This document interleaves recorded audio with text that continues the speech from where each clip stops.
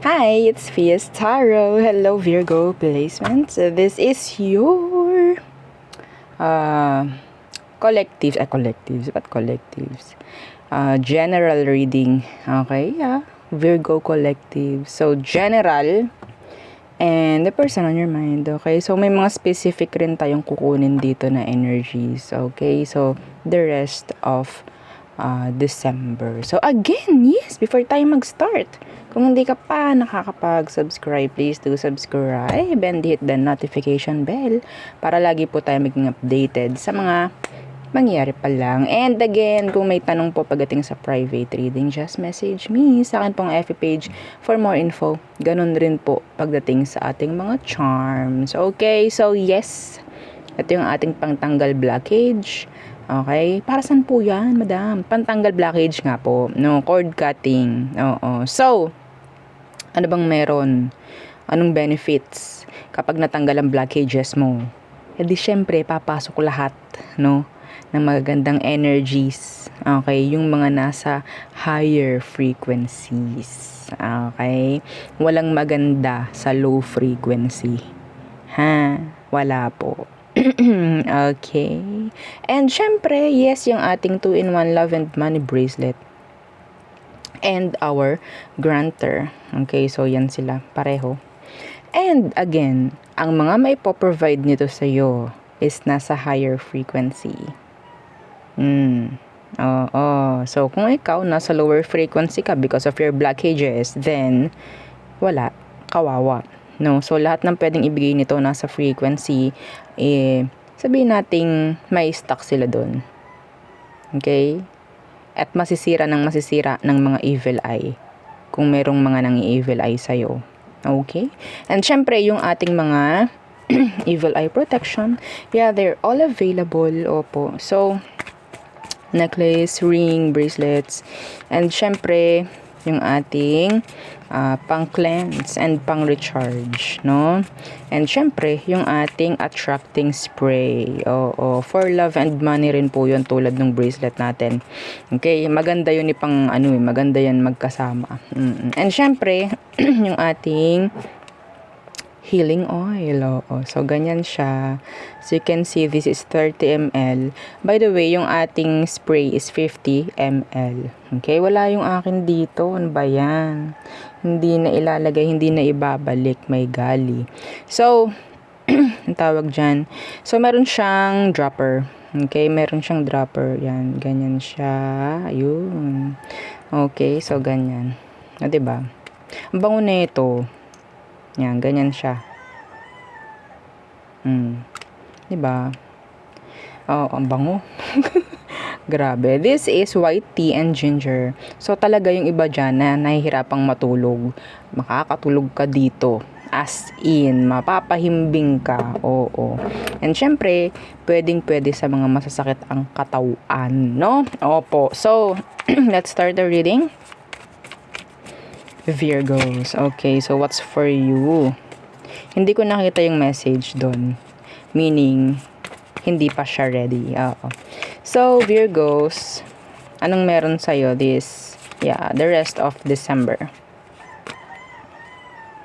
Benefits. Okay, benefits. May makuha ng mga benepisyo ang mga Virgo. Follow up. Iba sa inyo, specific, kung meron ka mga benefits na mga hinihintay, follow up nyo, no? Or pwedeng meron kayong makukuhang follow up this December, or bago mag-end ang December.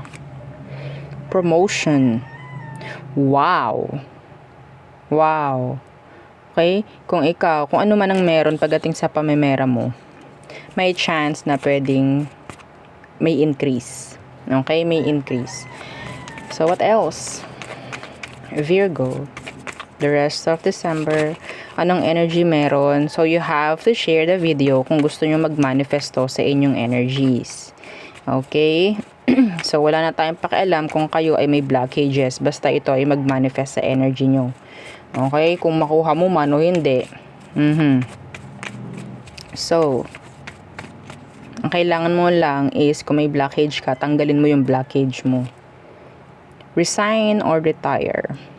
Okay? So, there. We have here yes. So, kung ano man ang tinatanong mo this December, na pwedeng sagot ay yes or no. So, ang sagot ay yes. Not for all, pero yeah. Okay, so there. So, tayo tumungo na. Yeah, that's specific. Specific yun, di para sa lahat. Mga specific messages, by the way, na pwedeng mag-manifest. Okay, the rest of December, hanggang end po ng December, pwede mag-manifest yan. Just share the video. Okay, bakit po kailangan i-share? Para marami pong makakita, maraming makaalam, maraming makarinig na Virgo. Okay, para sabay-sabay kayo nagma-manifest. Ay, may ganun pala akong energy. Ay, may ganyan pala. Yes, hindi yung wala kayong alam na may ganun. Okay, mas maganda yung meron kang alam, 'di ba?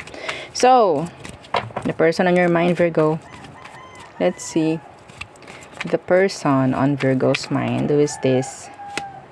The Three of Cups in reversed. Could be a water sign.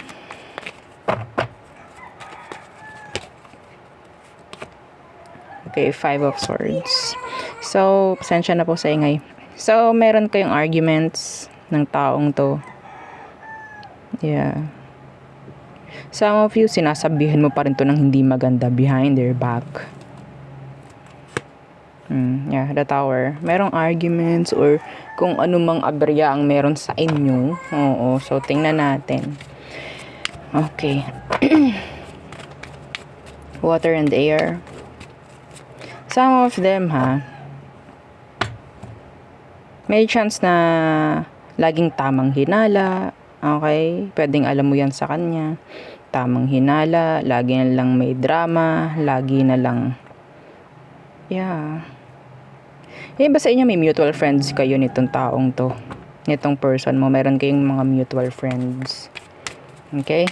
So, let's see. Ano bang meron? Anong kailangan mong malaman sa kanya, Virgo? The Three of Coins. And the Four of Wands. This is stability. Oh no.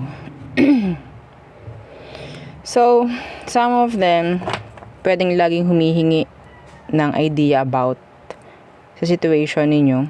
Okay? Pero yung iba sa kanila, pwedeng may kakonect. Okay? Pwedeng may kakonect to. Hindi lahat, pero yung iba sa kanila may nakikita akong kakonect or nasa isang relationship. Yes. Okay? Parang meron silang binubuo na something. Yeah. Parang close na close kayo nitong taong to. Three of Coins, Four of Wands. Parang nag-live-in. Nag-live-in ba kayo nito? Some of you?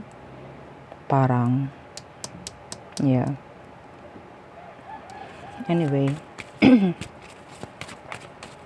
Iba sa kanila, pwedeng focus nila is career or trabaho. Anong inyong, sabihin natin, anong kanyang emosyon ngayon pagdating sa'yo? Four of Coins in reversed.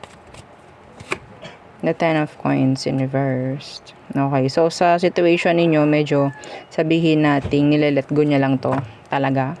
Okay, nilelet go niya to, pero mahirap para sa kanya. The Nine of Wands in reversed. It's like, parang wala na tong pag-asa, so I have to let go na.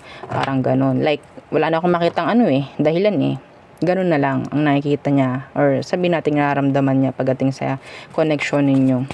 Okay? I don't know. Kasi parang wala na ring way para magkaroon ng pag-uusap man lang or reconnection, something like that. So, what is their next action? Meron ba? Next action for you? Wala. Some of them, they're just waiting, sitting down. Yeah, the Knight of Wands.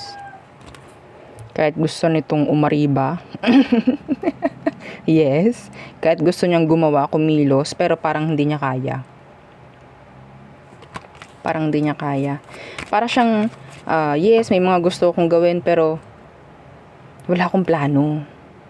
Yun. Kulang siya sa plano. Okay? So, let's see. Ano ba ang outcome nyo this December? Outcome. Judgment in reverse. So, wala pa rin pagbabalikan this December. It's like ending of a cycle. Yeah, the sun. Wala kang makikita, maririnig dito sa connection na to. Okay? So, andyan yung namimiss nyo yung isa't isa. Oh, tawag dyan, lalagpas pa or dadaan pa naman ang Pasko at New Year, no? Oo, na namimiss nyo lang ang isa't isa. Yes. Ayan, no? Wishing, hoping, manifesting. Pero wala. Yes. Okay, so there.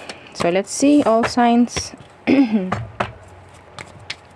So, wag mo na masyadong pakaisipin kung sakali. Oo. Kasi, gusto nga niyang gumawa ng way. Hindi naman siya gumagawa ng way. Hindi ko alam ikaw. Ikaw ba?